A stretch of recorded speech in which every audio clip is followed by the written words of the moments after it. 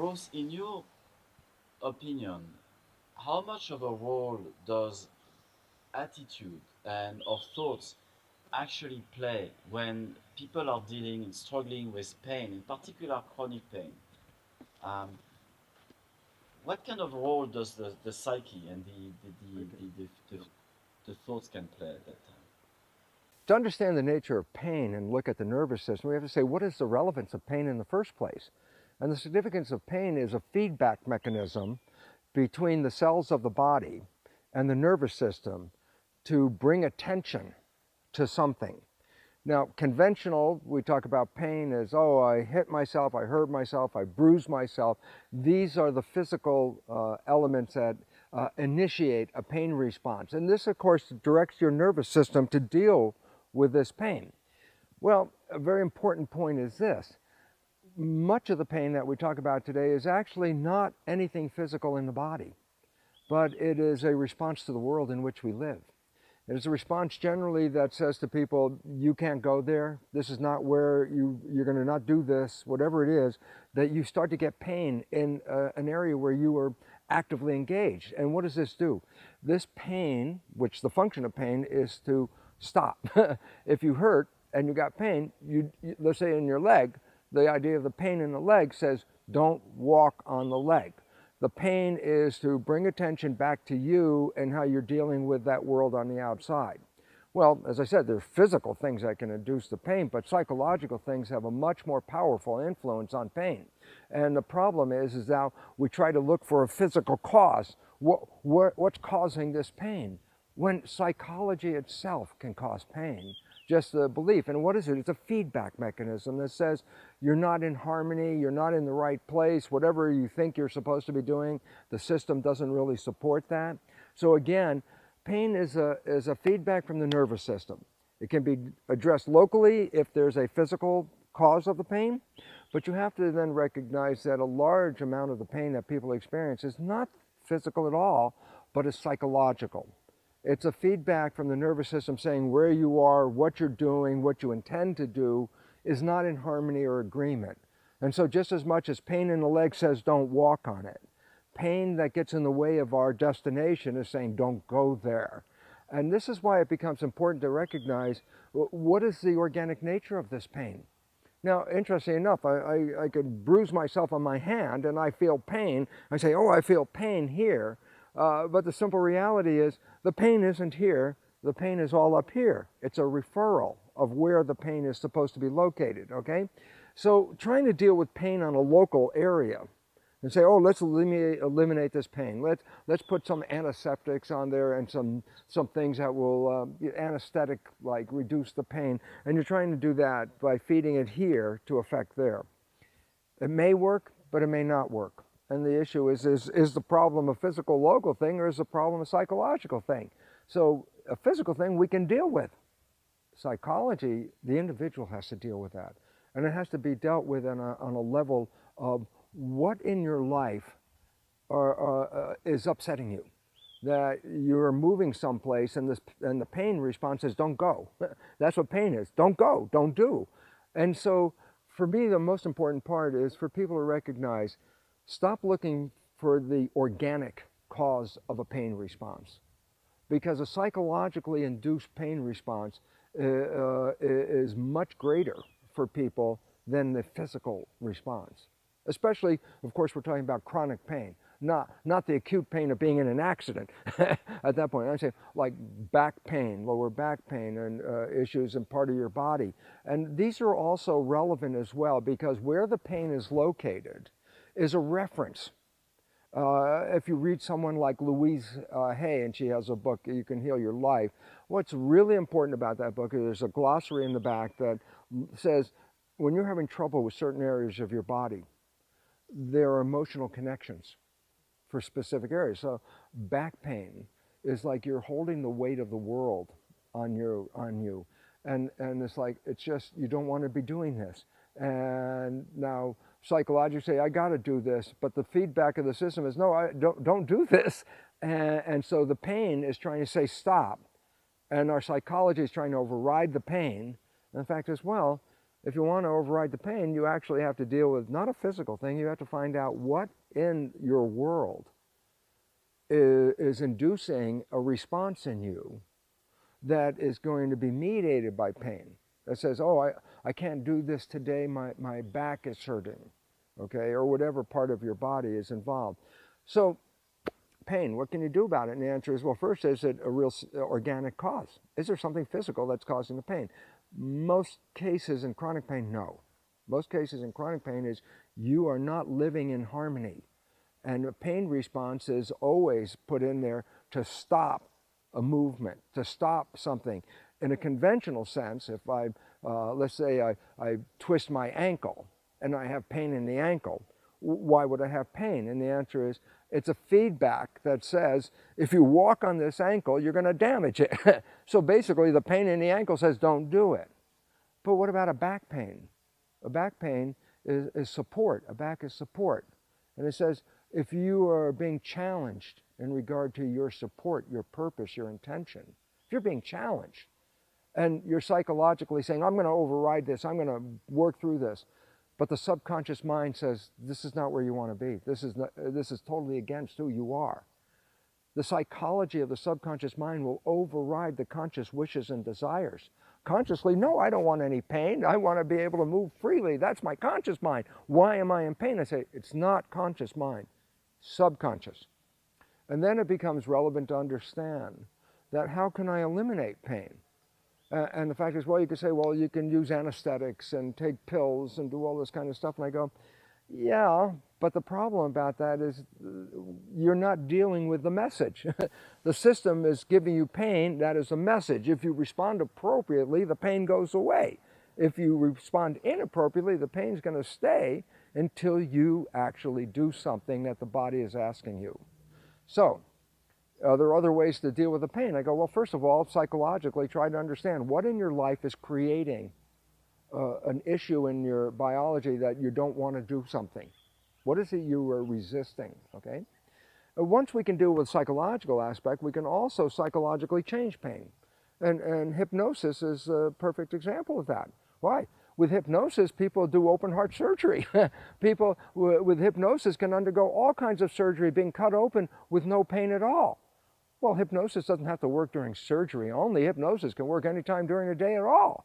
So the idea is, rather than resorting to physical intervention, which a lot of people do, especially in back pain, this is the biggest unfortunate mistake, because there's always been a physical connection for conventional allopathic medicine. Oh, you got a back pain, there's something physically wrong with your nerves, or we're going to operate and fuse your vertebrae or do something like that. And it's like, it's a reference. It's not the cause, it's a reference.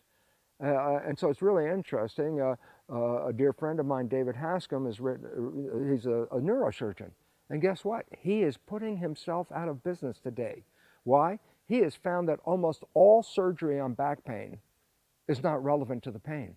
And so when people come to him, because he is a world-renowned surgeon for back pain, in the last few years, he makes every effort possible to say, look, deal with this on another level. Don't deal with this as a physical, mechanical issue, especially since almost all cases of the chronic kind of pain are psychological. And I say, well, psychological? Yeah, well, that hypnotherapy is psychological. I can eliminate pain. So you can say, well, what? Well, I can use hypnotherapy, and it says, well, block the pain. I go, well, that's like taking a pain reliever to avoid feeling the pain. You see, oh, my ankle hurts, I don't walk on it. Oh, I'll take a pill, I won't feel it, and then I'll walk on it. And it's like, well, now you've defeated the entire purpose. But the reality is, when it's a psychological pain, it doesn't respond to these local things, because that's not where the problem is.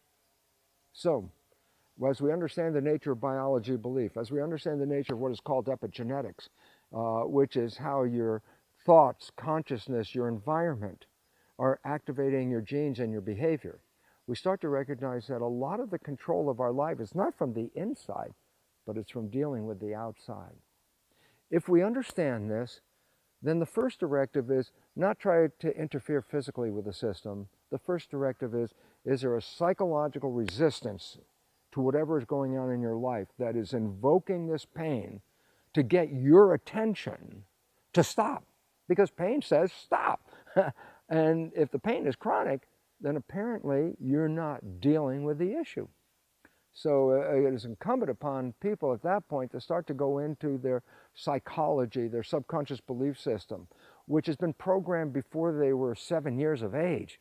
So the issues that we were programmed with as children, medicine now recognizes manifest when we're adults. You may have an action when you were 5 years old, but not experience the consequence of that until you're 45 years old. This is what we now recognize. So we want to deal with pain. Is it something real, acute, that you can say, oh yeah, I hit this, that's why it hurts? Or is it a pain that I can't find the cause? Because if that's the starting point, then what the body is telling you is you're trying to resist something subconsciously that your conscious mind is trying to override. And your subconscious is really trying to say, this is not in your best interest. And unless you change that subconscious program, it will be there every day to say, you are not living in harmony with your life. And so the message is very clear. When you have pain, is it real because it's physical? Or, especially in chronic pain, is it a psychological message coming from your nervous system suggesting that you're not living in harmony? One of the biggest issues regarding pain in today's population is something called fibromyalgia. You say, well, what is that? And they say, well, doctors have trouble looking for what is the cause of the pain? Where is the problem? Well, let me suggest something. And I'll give you the story first of athletes who perform in the track races where they run. And I go, oh, so it's like a quarter-mile race or something like that. And I say, well, how does that go? I say, well, the first command from the guy who's starting the race is to say, on your mark. And that's when the athlete shakes themselves loose, gets down in a position, gets on hands and knees, puts their feet in what are called the starting blocks, and are calm and casual. But then the next command is get set. And at this moment, the athlete is now in tension. He's got his arms and legs, he's ready to go. It's sort of like a car in a race where you accelerate the engine but hold your foot on the brake. And the car is heaving, like ready to go, but the brake is on. And then go, and boom, the athlete shoots out. Now here's an issue. I don't care how well trained that athlete is, but it goes like this. On your mark, he shakes himself out. But when the starter says get set, and he gets set, and he's getting ready to go, he's got everything ready, moving. And I say, he cannot hold this position very long. If it's more than so many seconds, even the most well-trained athlete cannot hold, get set. And the muscles will fatigue, and he'll essentially collapse at the line. And that's an athlete. I said, so what does that have to do with us? And I say, we're living in a world where we're very concerned about our survival. Threats. It doesn't have to be physical threats like muggers. It could be an employer who is threatening your job. Any level of threat. I say, what does it mean? It says you get your fight or flight system, just the same system that the athlete is using. I say, then what? I say, well, you're out in the world and what are you looking for? You're getting set for what? Something to fall on you, the hammer to come down. And I go, why is it relevant? You cannot sustain get set. The muscles will fatigue. The system will collapse. Well, in the athlete, he falls at the starting line, but you are in the world. You have a job. You have things going on. You have to hold on to get set. I say, what's the consequence? The strain on the muscles and the connective tissue in a holding shot ready to go can't be sustained. And the consequence of that is the pain and the issues that are associated with connective tissues and muscles and fibromyalgia. What are they reflecting? A system that hasn't been able to relax. And holding that tension, even an athlete can't hold that attention that way. Means that, what about the average person? I say, well, you may not collapse at the line, but you'll be carrying around a lot of pain because those muscles are still waiting for that go, and it's not coming. And they're just waiting for go, but they're tense, and that tension is where the fibromyalgia comes from. So you say, well, what can I do about it? I say, well, you can fix the muscle. I go, no, that's not the problem. The problem was the psychology of the anticipation of a threat. And that's the world we all live in. Everyone has anticipations, but there's no threat yet. And it's the question, well, how long can you live in that? And the answer is, well, fibromyalgia is the response that says, this is not sustainable. And so the issue, you want to deal with fibromyalgia?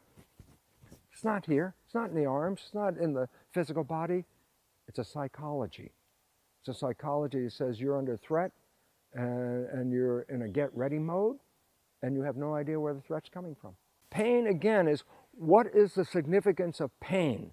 It's a feedback to the system that says you're not paying attention, and whatever you're doing is not supporting you, and the system is trying to get your attention, and the pain is coming on to say, look, something's not right. And then you're thinking, oh, something's wrong in my muscles. This is not where the problem is. Something's not right here. So chronic pain is more of a psychological component, and this is why there's such a disconnect between the allopathic community and the patient. Because the allopathic community has been trained to anything that goes on in your body is a physical expression of your body. They've essentially eliminated the mind, even though the medical profession, is totally aware of something called the placebo effect, and the opposite called the nocebo effect. And what is that? It's a thought, it's a belief, and it can manifest every experience in the physical body that any real thing can do. So placebo can heal you because you believe you can be healed. And this is really important because everybody around the world, oh yeah, placebo, yeah, you take this pill, you get well, you find out it's a sugar pill, it had nothing to do with it. I go, yeah, it was a psychology that the pill was going to heal you. And everyone goes, yeah, we're familiar with that. And I say, no, what is most important is not the consequence of the positive thought that leads to the placebo. The consequence of a negative thought is equally powerful, but it works in the opposite direction. It's called nocebo. And the fact is this, a negative thought can cause every physical symptom in your body without having anything interact with your body, just the thought of it. And so as much as the positive placebo can heal you, a negative response to the world in which you live can create every physical response on the other side of healing. Everything. A nocebo effect not only can cause you the pain, but it can actually kill you. So the reality is, stop looking at and blaming the body for the issues. Here's a simple fact. Only 1% of disease, in fact it's even less than 1% of disease, is connected to genetics. Relevance? The issues that face us are not ingrained breakdown problems of our biology. The issues that we face are how we're dealing with the world. And the biology is always giving you feedback. Of course, when you find something you love and joy and happiness, you can feel it go through your whole body. You can feel the sensation of joy ripple through everywhere your body. And I go, but the same thing happens with sadness. The same thing happens with fear. All the issues of insecurity. But the feelings that go through the body are not, by definition, pleasurable, because the body's feedback is saying, this is not in harmony with your life. Wake up. This is a symptom. This is not a problem. This is calling your attention. Our conventional tendency is, you have a pain, take a pill, and the pain goes away. And I go, that's the same as you're driving your car and you have a dashboard with all the gauges telling you how the car is going, and then you decide to put masking tape over the gauges so you don't have to pay for it. Well, people become aware that there's an underlying issue because that's what the pain is making them become aware. It says become aware. It's not, I am not in a comfort. And then it says, well, where is it? And I said, well, you know, as we said, it could be physical, but you'll know that. You get your hand caught in a door, that's physical pain and you'll know it. And it says, don't use this. We have to repair it right now. Okay? But when there's no organic cause, which most of it is, and you look for an organic cause, because that's what allopathics have been trained to do, then you could be wasting the entire time and actually interfering with the system trying to stop pain when the pain was just trying to save your life and you wanted to shut up. And it's like, it's not going to shut up because the more threat you're under, the more that pain is going to manifest because you haven't done anything with it. So it's really, the weight is now on the patient. The patient says, oh, I got pain. Doctor, you take away the pain. Well, in the acute situation, yeah, they can do that. But the chronic pain, no, this is a personal issue we all have to deal with at some level. So what do you recommend? You mentioned hypnotherapy. There are other therapies that people are exploring now that are not very well known, but maybe you can tell us a little bit about sound therapy or light therapy and how maybe these vibrations and how maybe these things can resonate in harmony with cells and recreate some harmony that maybe is gone. Yes. In our conventional allopathic understanding of life, we deal with cells and molecules, proteins, DNA, and all that, and we look at the body as this machine, okay? And that when there's something wrong with it, we look for a physical breakdown that is responsible for the issue, okay? And I go, yeah, but it's generally not a physical problem in the chronic pain. It's an issue. And I go, but yeah, but what is an issue? And I go, well, what does my nervous system read? In other words, my nervous system responding to the world. I say, what's it responding to? You say, well, it sees light. And I go, no, the nervous system does not see light. The eyes pick up light and translate it into vibration. The brain only sees the vibration. Sound picked up? No, electromagnetic vibration. Touch? No, the nerve is not carrying a physical impulse. It's carrying electromagnetic vibration. Ah, this is the area of new medicine. Because the old medicine is a Newtonian medicine. Physical body requires a physical intervention. But our understanding of quantum mechanics now emphasizes the role of vibration and energy. This is the primary source of information. The nervous system breaks everything down in our experience into vibration. So I say, why is it relevant? Because we have always been in a system to heal with physical things, chemicals, drugs, surgery, etc. Now we're beginning to find out that the highest form of communication, the most efficient form of communication in biology is not physical at all. It's vibrational information, resonance, harmony, disharmony.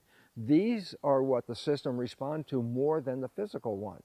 So the idea is, can you create an environment where the vibrations are in harmony with you? I say, that's much more effective than creating an environment where the chemistry is being adjusted. Because the problem is rarely in the chemistry. The problem is in the vibration. And so vibrations, music is healing. It's been used for several thousand years. It's a vibration. And I say, yeah, but there are all ranges of vibration. There's sight, light, sound, low frequency vibrations, high frequency vibrations, the whole range, a spectrum. The idea is that in biology, vibration is information, and resonance, harmony, is an expansion of information. Because at different vibrations, if they're in harmony, a lower vibration can affect a higher vibration can affect a lower one. So it's not this frequency here, it's a harmony system. Light on the system is vibration adding information. God, I remember since early 60s, they were healing with laser light, laser red. There was a specific frequency that would activate the cells. And now we're beginning, my goodness, the cells respond to frequencies 100 times more efficiently than they respond to chemistry. So, old model, allopathic, you got an issue, let me adjust your chemistry, and that will adjust your physical body. New model, chemistry is down way on the bottom. Energy and vibration is really the most efficient form of interacting and interfacing the biology that we have, which means healing with light, healing with sound, healing with any kind of vibration that you can put in the system is much more efficient in eliciting a response than is chemistry. So if you have a choice to take a drug or take a light, the idea is light is much more efficient and faster than a drug. So this opens up an area of therapy that has been closed for hundreds of years since Newton, that said, look, the body is physical and only physical things can affect the body. That's the nature of Newtonian physics. Something made out of matter can only be affected by matter. But quantum physics in 1925 undid the whole thing and said everything is energy, and energy is primal more so than matter.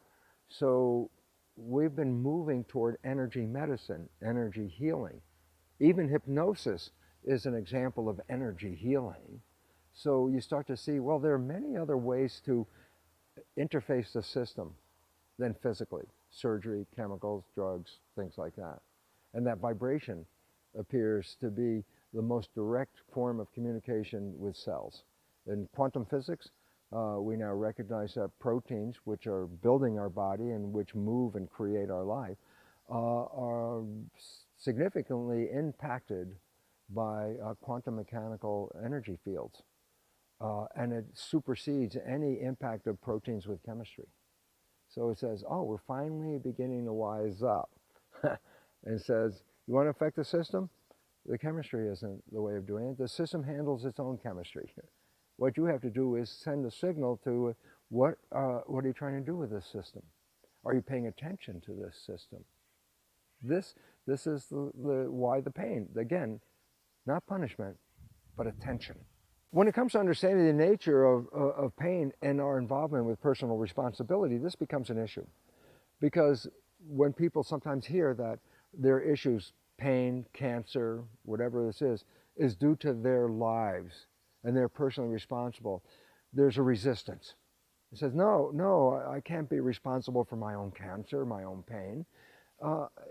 It's very hard. And I go, well, why do we have a problem with that? And the answer is this: because our education system never involved us with our own biology. We've always been told biology happens to you. Genes turn on and off. Genes control your life. You're a victim of your genes.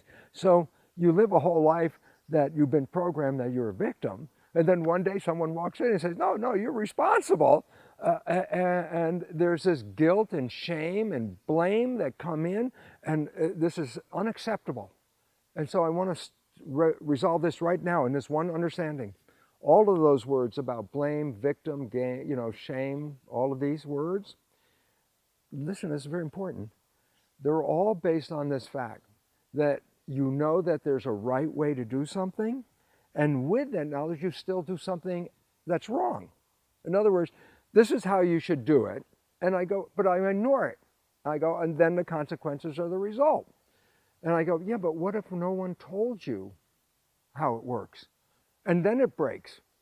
And then you think, well, you've been told I had nothing to do with this, and so that's your whole life. And then all of a sudden somebody walks in and says, no, this is your responsibility. And I go, I have trouble with that. But then I go, this is the most important point. If you have no previous knowledge of anything we're talking about, then by actual definition, you cannot use the words blame, shame, guilt, victim, because they all require you had previous knowledge. So all of a sudden, somebody walks in and says, oh my God, you are responsible. First response, psychologically, it's not me. But I said, yeah, well, let's get over that. Because you are not responsible until you become aware. But why is it relevant? Well, now that you become aware, rather than resisting ownership, when you become aware that you're involved, that is empowerment. That means, oh, wait, I can do something about it. And that's what we need to do. I have to return empowerment to a public that has been continuously programmed as victims of everything in their world. And if you're programmed to be a victim, that means you have no knowledge of how powerful you really are. And this is the wake-up call for this world. Stop being a victim and start recognizing how powerful we really are. I said, well, how powerful? I said, well, look, people in the right mind walk across coals, hot coals. I go, they have to be in the right mind, because you can't be in the middle of the walk and all of a sudden have doubt. Can I do this? That instant of doubt breaks the whole thing down, and you will get burned instantly. I show pictures in a lecture of a weightlifter with bulging muscles and perspiration as he's lifting up a car. Really cool, right? And then I show the audience half a dozen articles out of papers around the world about women whose child was trapped under a car, and these untrained, unathletic women can lift up a car and hold it. One woman held a car 5 minutes until a neighbor could be found to get her son out from under that car. I go, was she athletically disposed to do this? I go, no. I said, well, how did she do that? And the answer was her belief system. Who's going to tell her you can't lift this car off your kid? It's the same as walking across the coals. I can do it because I believe I can do it. I can lift the car because I must lift the car. It's not a choice. And a woman can lift the car. And the one that I really would like to just mention is down south in the U.S., we have fundamentalist religious people work themselves up into what's called religious ecstasy. They start speaking tongues and do crazy things. But one of the things they do is called testify. And I say, what is testify? And I say, testify is you do something no normal person in their right mind would ever consider doing, but you do it because of your firm belief that God will protect you. So you've heard of them snake handlers playing with all these poisonous snakes, and almost all the time they get bitten, there's no problem, even though a few months ago one of them did die. But the issue, that's not the one I want to talk about. I just want to conclude with this one. To testify that God protects them, some of these people drink strychnine poison in toxic doses, and there is no consequence. They actually drink toxic levels of strychnine and have no adverse effects because of their belief system that says God will protect me. And the whole idea about this is, how powerful are we? Walk across coals, lift up a car, drink poison. These people are not genetically different than any of us. So what is the difference? The answer is their ability to understand how powerful their mind is in controlling the world, which includes the pain that comes into a system. But if you think you just want to cancel the pain without dealing with what's causing the pain, that is where the problem comes from. The pain is a reference. It is not the problem. If you say, I just want to get rid of the pain, then you're saying I'm ignoring what the cause is and I just want no pain. I say, well, painkillers can do that, but even that doesn't work for a real chronic pain. The mind is overriding. So our message really from the leading edge of new biology is to tell people, you are so powerful and you have doubt. You've been programmed to be a victim. You've been programmed to be powerless because this gives other people power over you. But it's a wake-up call, a new civilization, a new evolution. We're only going to get through this when we recognize how powerful we are in creating our lives. And if you're in that chronic pain situation, this is a starting point that says, what is the cause of the pain? Most people are so convinced of their powerlessness that they have no control over anything in their lives because we programmed them to believe that genes turn on and off and regulate their life. And this is a completely false understanding. Genes are regulated by how we respond to the environment. We respond in a negative way, we get a negative expression. Illness is a complement to a world. Pain is a complement to a cause of pain. But the cause is not here. The cause is out there. So I'm mentioning the fact that the predominant cause of chronic pain is really a psychological thing. We must also recognize there's a small percentage of people who have physical impairments as a result of accidents or interference with their biology and the world in which they live. Now, this is a smaller population, and they need a different attention than the majority of chronic pain people, which are actually responding to pain as a result of not dealing with harmony in life. So let's separate a physical cause of pain, a psychological cause of pain. Physical cause of pain, small number of people, special issues have to be dealt with. Psychological cause of pain, greatest number of patients. But the most important thing is trying to stop the pain by affecting the body is misdirecting the attention of what the pain was all about. The pain was a reference to not living in harmony with your biology. And therefore you change your life, not change your body.